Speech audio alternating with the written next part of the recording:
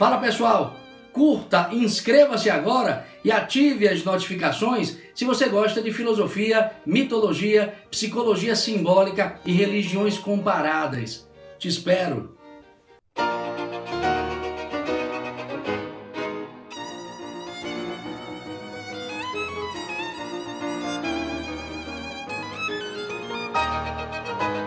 Então pessoal, abrindo oficialmente a live de hoje, o tema em questão está aí: torne-se arqueiro e alvo de si mesmo através da vontade. Olhem que tema extremamente interessante. Vamos entender aí esses símbolos tão presentes nos mitos das antigas tradições e entender também o que é esta força cósmica e humana chamada vontade. E eu começo essa live, como não poderia deixar de ser, me reportando ao canto 22 da belíssima obra grega A Odisseia. No canto 22, um dos últimos cantos da Odisseia, Penélope, esposa do grande herói Ulisses, encontra-se desolada na ilha de Ítaca e cansada pelo não retorno de Ulisses, cansada de esperá-lo voltar da guerra de Troia. Já se passaram 20 anos quase e Penélope a esperar pelo seu esposo Ulisses. E mais do que isso, Penélope encontra-se cansada pelo fato de ter em casa, de modo extremamente inconveniente, a presença de 108 pretendentes de sua mão como esposa. Então, aproveitando o afastamento do rei Ulisses, 108 guerreiros, chamados de pretendentes, ocupam a casa de Ulisses e violam este ambiente, desrespeitando de todos os modos. Penélope encontra-se cansada em função desta situação e sem mais esperanças de que seu esposo pudesse retornar, resolve então dar um basta nessa história, resolve então estabelecer um desafio a estes incômodos 108 pretendentes que estão ali a ocupar o seu ambiente. E o desafio imposto por ela é o seguinte: aquele que conseguir vergar o arco de Ulisses, aquele que conseguir vergar o lendário arco de Ulisses, rei de Ítaca, e mais do que isso, aquele que conseguir encordoá-lo,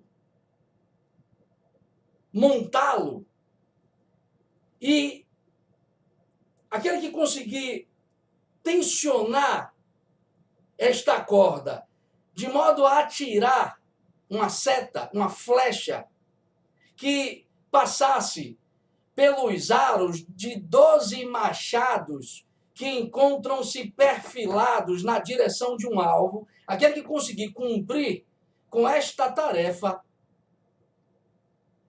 lhe será ofertada a sua mão.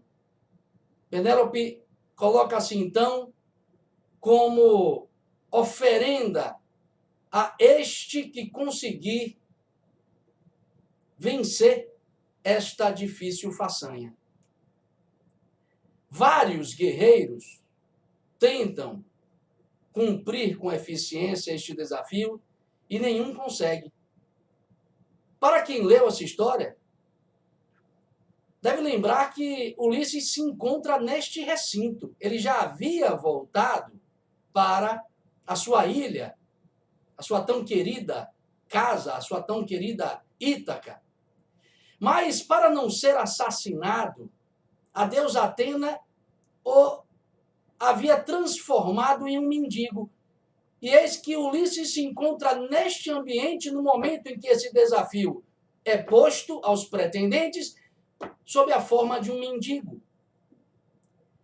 E no momento em que dois dos pretendentes, ao não conseguirem cumprir com esse desafio, atiram o arco no chão e diz que ninguém é capaz de dobrá-lo, porque nenhum guerreiro sequer conseguiu dobrá-lo, de modo a encordoá-lo.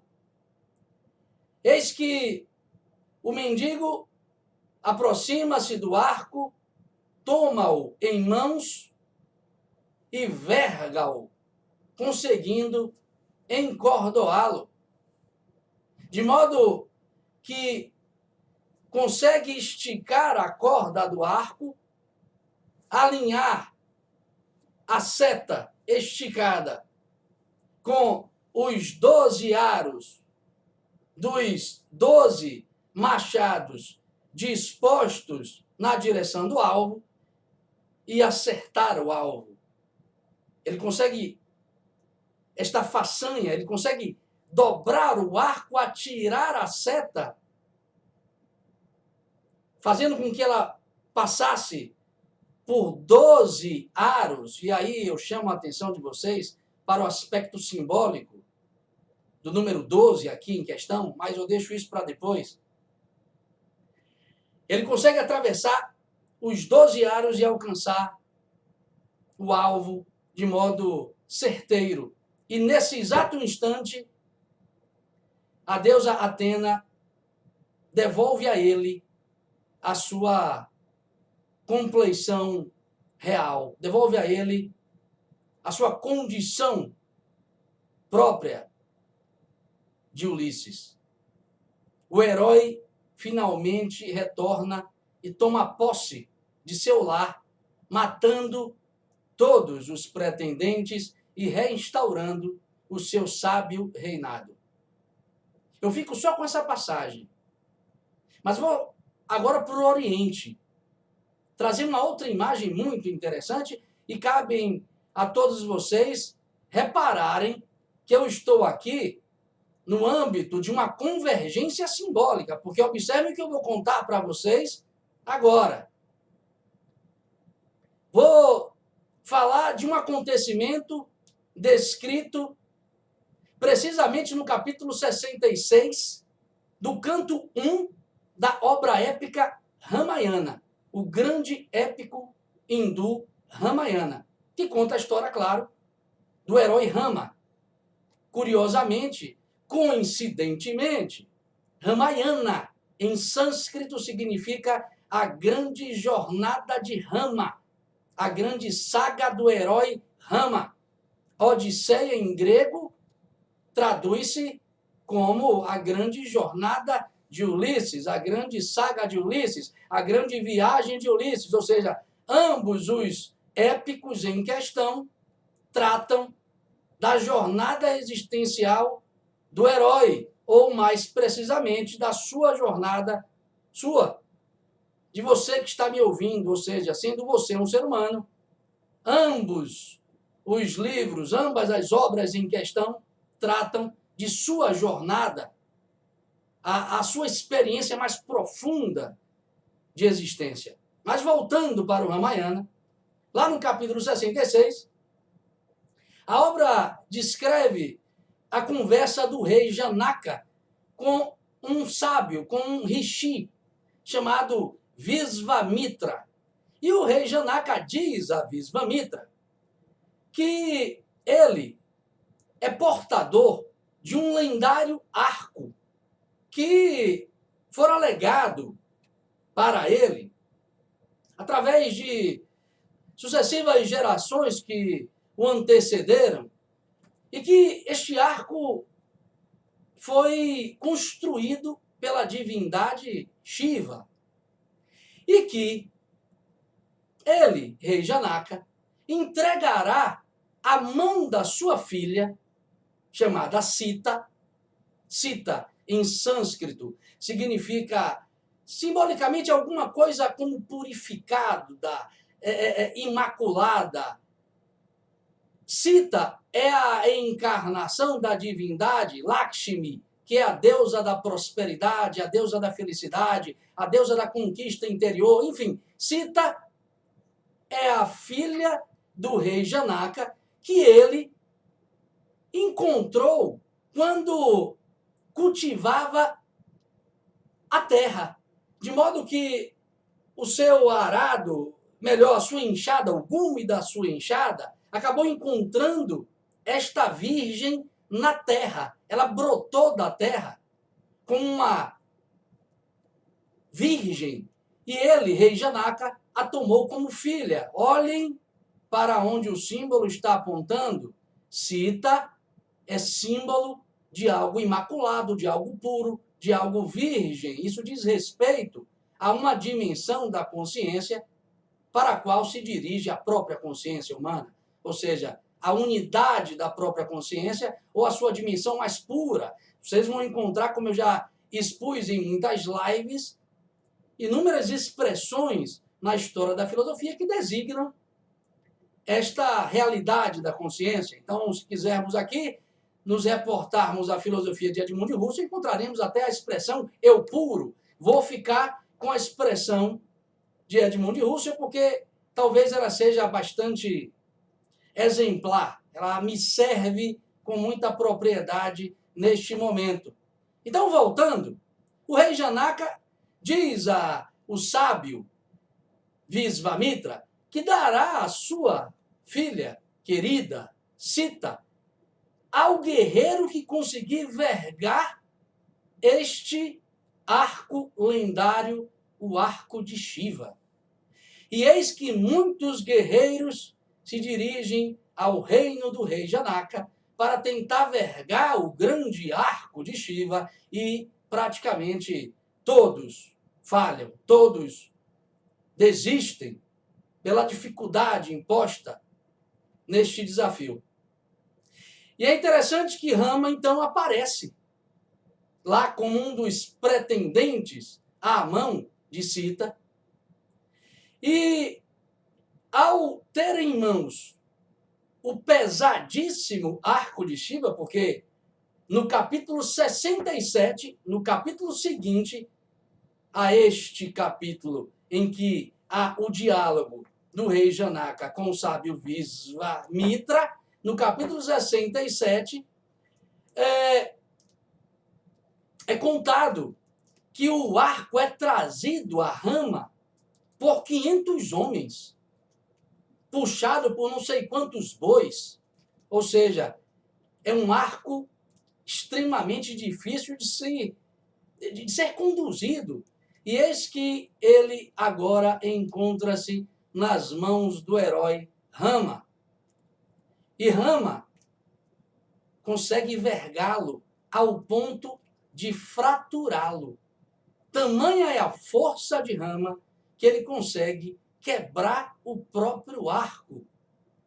O rei e os sábios ficam espantados, inclusive na ocasião em que ele, rei Janaka, percebe o feito. No momento em que Rama dobra o arco, um raio cai do céu e faz desmaiar todos os presentes, com exceção do rei Janaka, do sábio Visvamitra e do Rama, o herói que conseguiu dobrá-lo.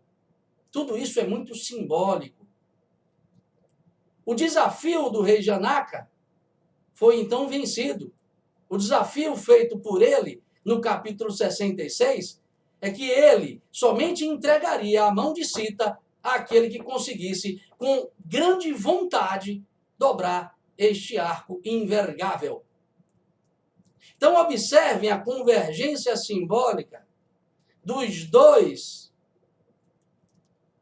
episódios, das duas passagens mitológicas, porque elas estão comunicando a mesma coisa. Porque tanto a mão de Sita quanto a mão de Penélope representam estados de consciência. O reino de Ítaca é um estado de consciência.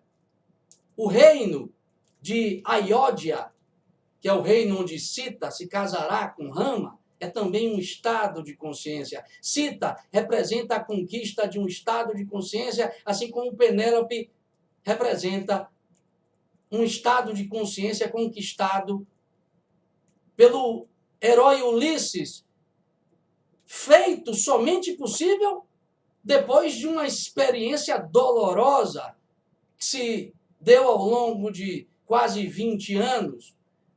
Ao longo de 20 anos, Ulisses se viu perdido. E, do mesmo modo, Rama se encontrará perdido, ou pelo menos sem Sita. Porque quem conhece o Ramayana sabe que Rama, depois que vai para a floresta com Sita, Sita acaba sendo raptada pelo deus Ravana, por uma divindade do mal. E todo o Ramayana traduz-se na aventura de Rama para resgatar Sita, assim como toda a aventura de Ulisses resume-se numa busca por retornar para casa, por retornar para o seu lar, por retornar ao amor de sua esposa Penélope. Já é o suficiente. Essas duas passagens estão chamando a nossa consciência a perceber o quê, professor?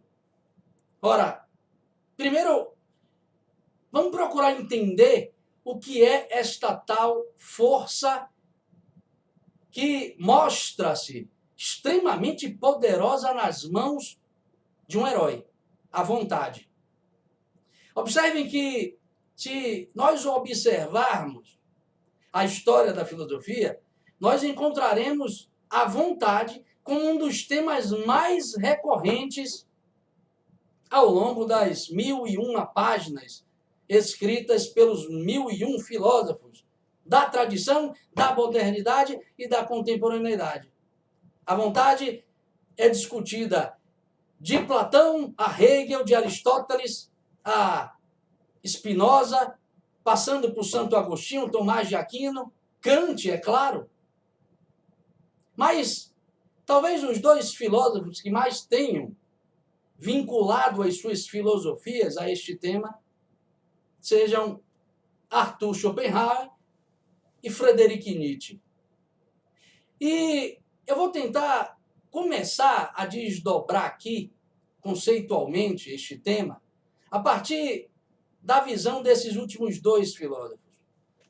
Observem que Schopenhauer, na sua obra O Mundo como Vontade e Representação, fala o que, de certo modo, Nietzsche vai reproduzir em muitas outras obras. Vou tentar sintetizar. A vontade, segundo estes filósofos, é a força que sustenta o próprio universo. A vontade é a força cósmica que mantém a manifestação, que mantém o movimento da própria manifestação. A vontade, para ser mais preciso, é a poderosíssima causa primeira que dá sustentação e movimento a tudo que existe. É a poderosíssima causa primeira, causa de todas as causas, que, atravessando todos os seres, todas as coisas, tudo que existe, põe todos os seres, todas as coisas, tudo que existe, a marchar na direção de suas próprias existências. Ou seja, tudo que existe, em última e primeira instâncias, existe por força da vontade. Então, observe que a vontade é esse motor cósmico. E observe que não só na filosofia encontraremos isso. Eu não citei, mas me veio à cabeça agora, uma outra expressão muito interessante, utilizada por um filósofo contemporâneo, que talvez até explique melhor o poder desta força. Bergson usa uma expressão, usa um conceito chamado elan vital. Elan vital. Ou seja, algo que atravessa tudo e, ao atravessar tudo, faz com que tudo busque ser mais vida. Mais vida. Ou seja, a vontade é um princípio de vida. Faz com que tudo que exista queira existir. Faz com que tudo que tenha vida queira mais vida. Isso será, inclusive, melhor traduzido pelo Nietzsche, por meio do seu conceito de vontade de potência, de vontade de poder. Mas, como eu havia dito há pouco, para além da filosofia, a ciência também utiliza expressões que, de certo modo, procuram designar esta poderosa força. Então, encontraremos expressões como constante cosmológica, mas a que eu prefiro para sintetizar é a expressão usada pelos físicos quânticos, campo. Campo. Inclusive, o Fritjof Capra, na obra O Ponto de Mutação, diz que a expressão campo, utilizada pelos físicos quânticos, tem o mesmo sentido que a palavra espírito, quando usada pelos filósofos orientais.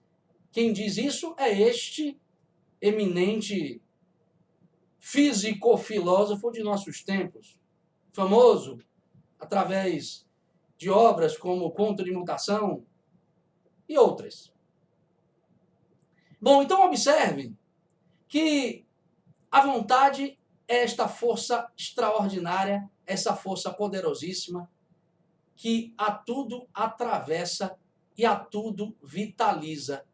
No homem, comecem agora a expandir ainda mais a atenção de vocês, porque agora o abacaxi vai começar a ser descascado. O que lhe diz respeito começará a ser, por mim, dito agora. No homem, a vontade aparece como o poder interior, por meio do qual tomamos posição frente a tudo que nos desafia. Vou repetir. A vontade em nós, a vontade no ser humano, é essa tal força cósmica que nos leva a um posicionamento firme frente a toda adversidade, frente a tudo que nos desafia, frente a todas as dificuldades, frente a todas as vicissitudes, frente a todos os obstáculos. Então, a vontade em nós aparece quando estamos sendo chamados a um posicionamento de consciência.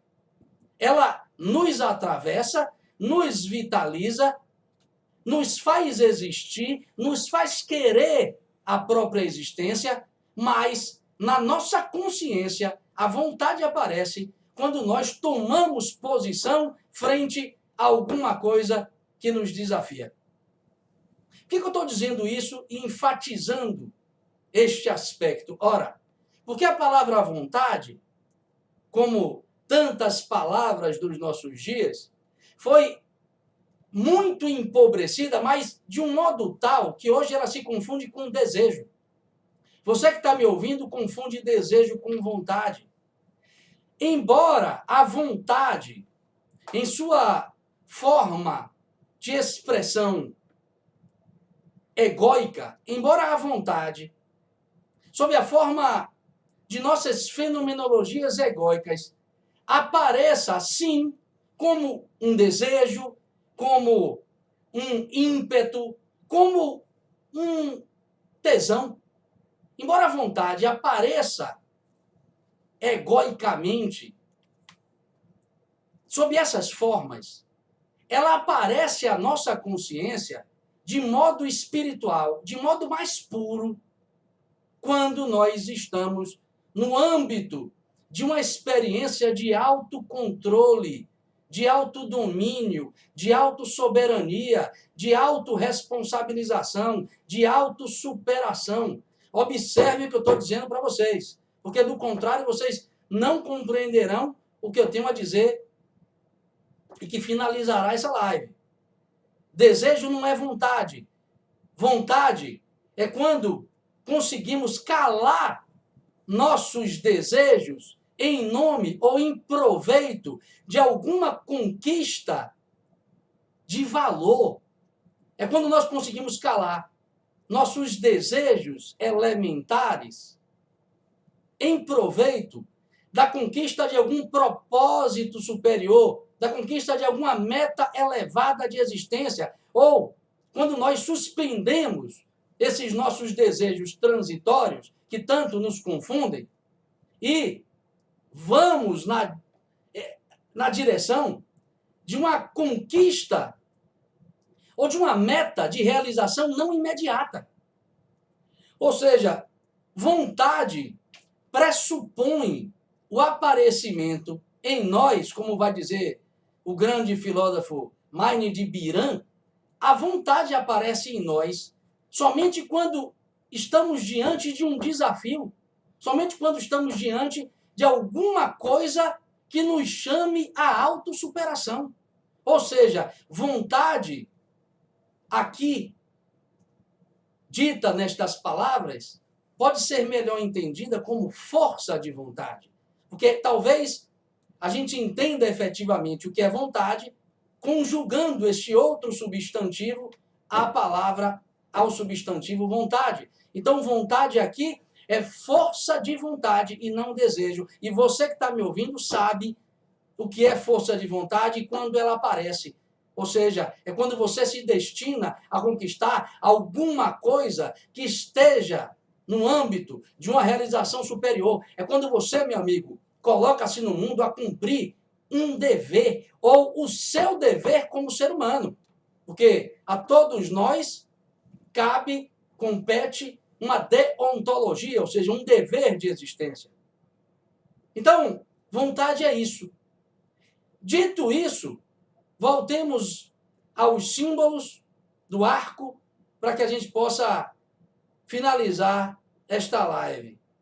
Observe que quem ou o que em você precisa ser vergado? Essa é a pergunta. O que em você precisa ser dobrado para que a sua consciência, que é uma seta, que é uma flecha, possa alcançar o alvo, que, no fundo, é ela própria, a consciência, ou você mesmo.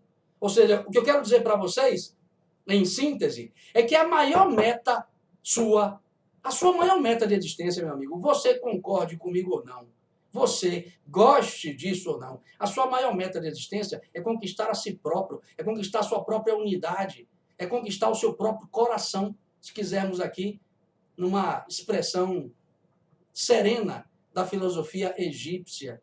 Ou seja, a sua meta de existência é esta. E você não alcançará esta meta se não aprender a dobrar alguma coisa em você que precisa ser dobrado. Do contrário, você jamais alcançará essa sua meta, que é, no fundo, a si próprio. O que em mim, professor, precisa ser dobrado? O que em mim precisa ser vergado? O que em mim espera que eu possa vergar, que eu possa dobrar? Ora, meu amigo, o que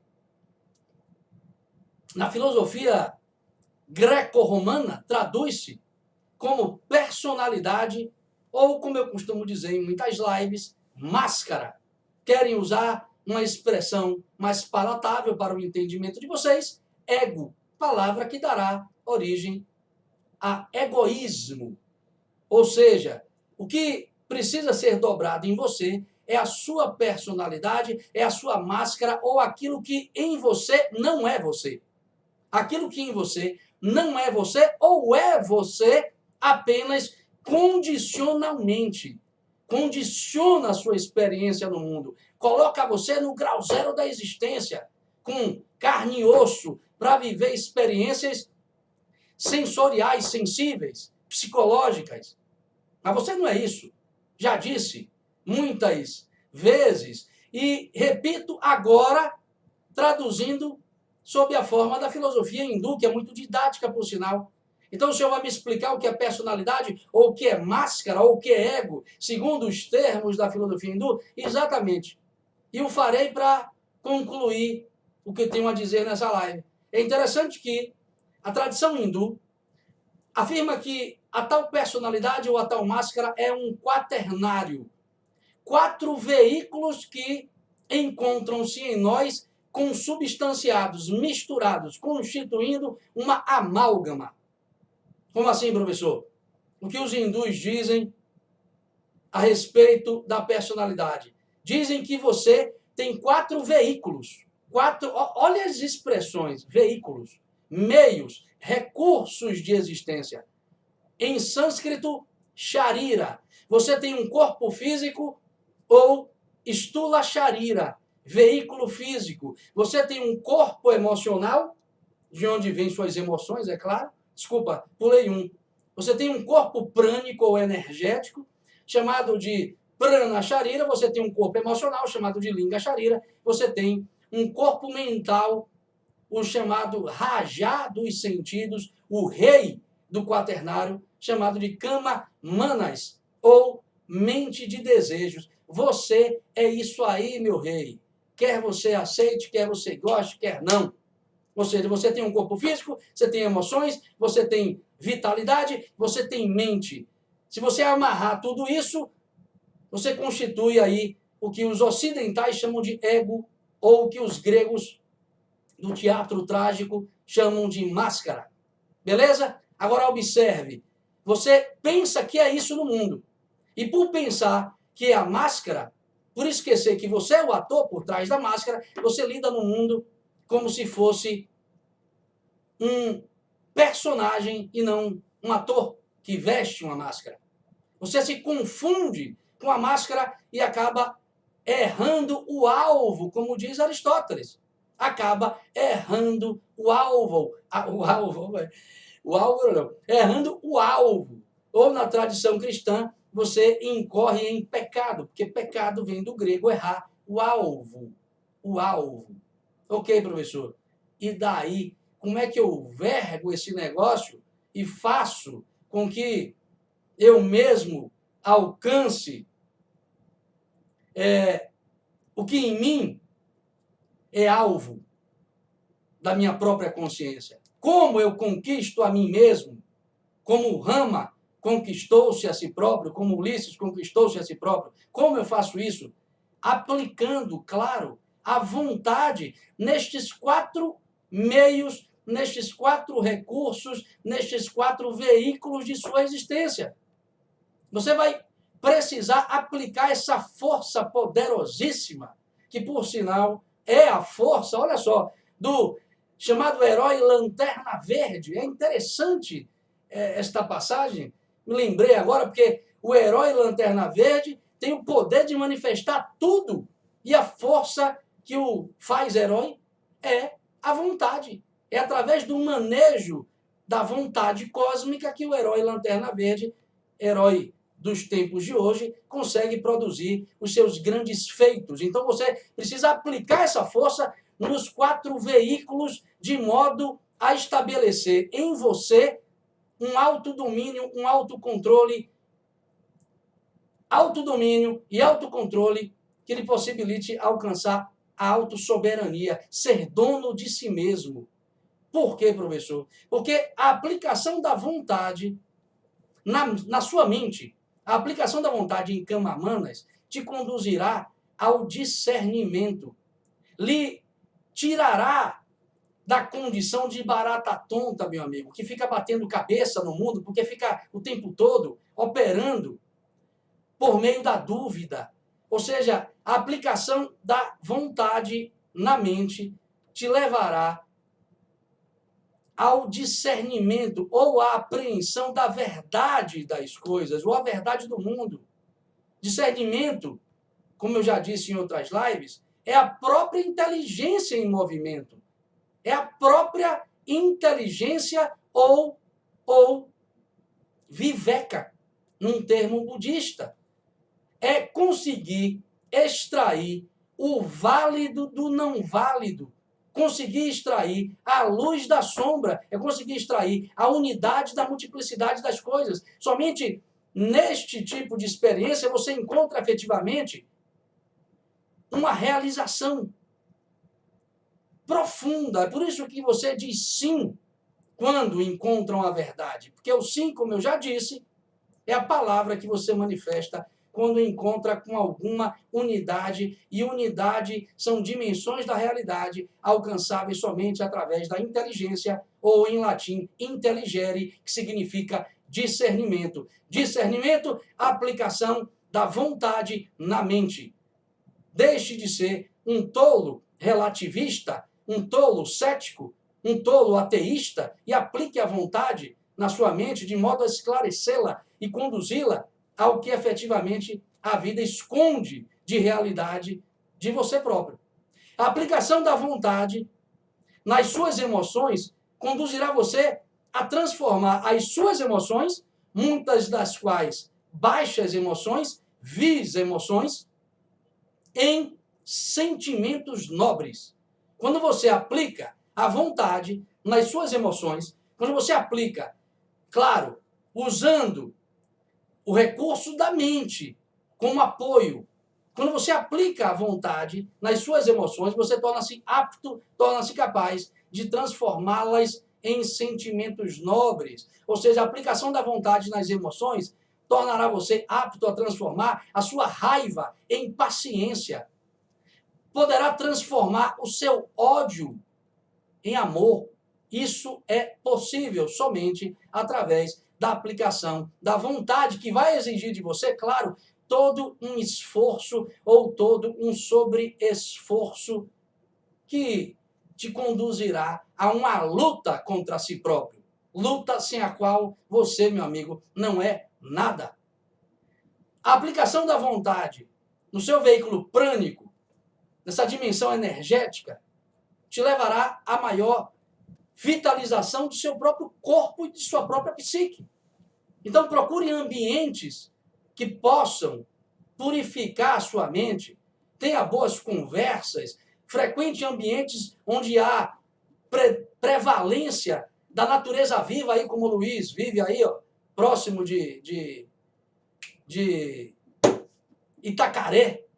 Então, o Luiz manda, às vezes, um áudio para mim. Eu digo, meu amigo, é uma orquestra sinfônica de passarinhos, grilos, fadas e sabe mais lá o que dança aí na floresta onde o Luiz se encontra. Estar próximo disso vitaliza a alma, vitaliza o corpo. E isso, obviamente, exige, claro, a aplicação da vontade, que é um querer ser justo consigo próprio. Para finalizar, a aplicação da vontade no seu corpo físico te conduzirá para longe daquilo que te torna pálido no mundo. Te conduzirá para longe da sua preguiça, velho. Essa aí que lhe deixa em condições letárgicas de existência, em condições repetitivas de pensamento, em condições completamente pobres de sentimento.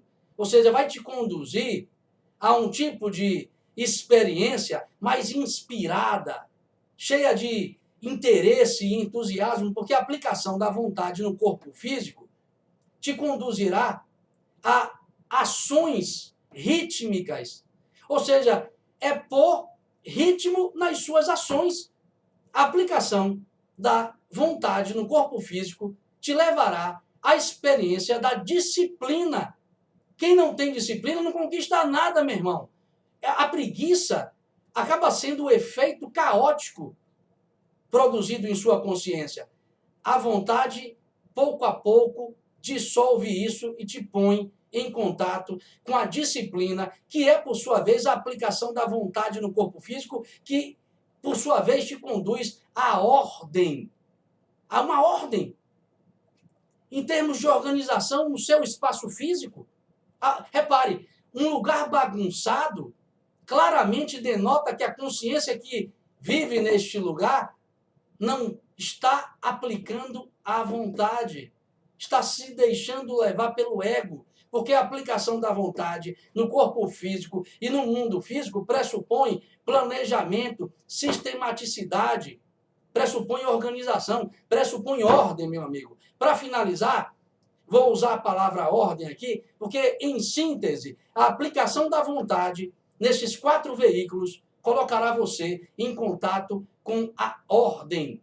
E a ordem não passa de algo que não lhe pertence, é algo presente primeiro no cosmos. Você pode acessar isso conscientemente, porque, como eu já disse, a sua consciência é autoconsciente.